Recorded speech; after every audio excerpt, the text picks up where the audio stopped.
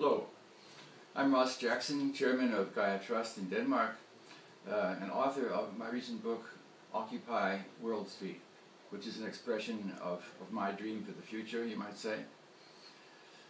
Right now, the global world order is simply not working for the great majority of citizens.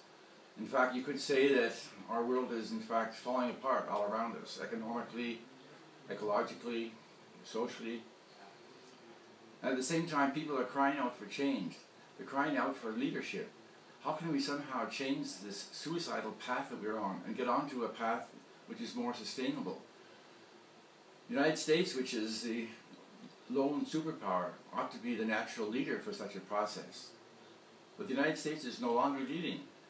In fact, the US Congress has been taken over by the so-called 1%, the corporatocracy, a group of extremely wealthy Americans whose interest is primarily in getting more and more wealth for themselves.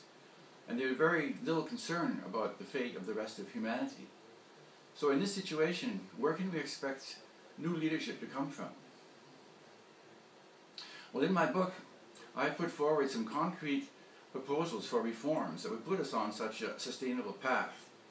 And I'm suggesting that the leadership for these reforms could come from some of the smaller nations, maybe only just 7 or 8, who are prepared to take an initiative on the behalf of all of humanity and put forward an alternative to the existing world order, one which is based primarily on sustainability and human rights.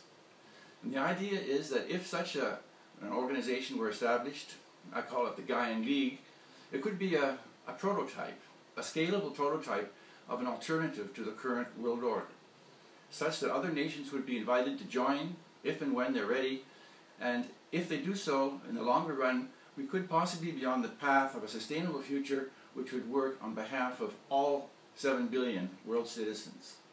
That's my dream.